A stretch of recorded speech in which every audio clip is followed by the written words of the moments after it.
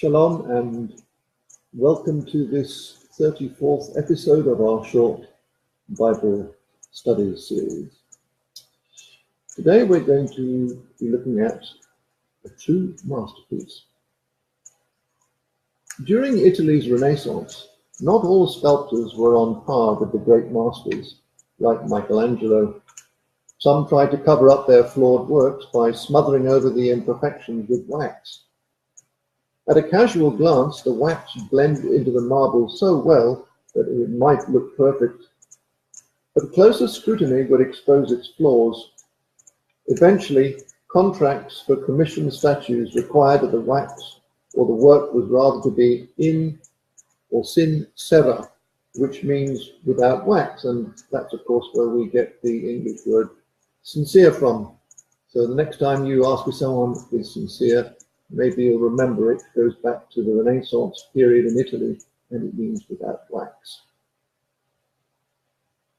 What does we mean by sincere? Well, of course, in English it means honesty and transparency without false fronts or cover-ups.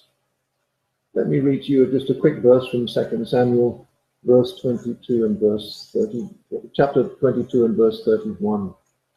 As for Elohim, his way is perfect.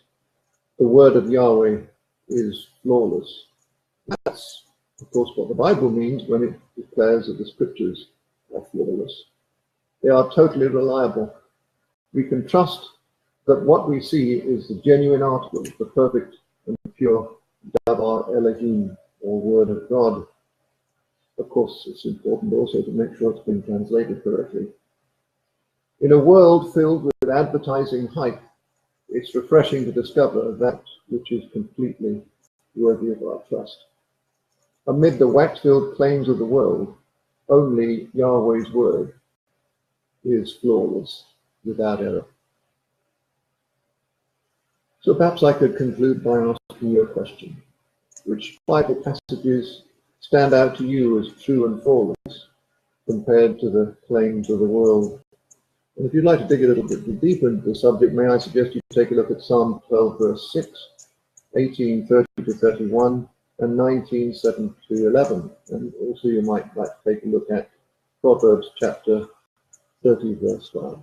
And bless your day.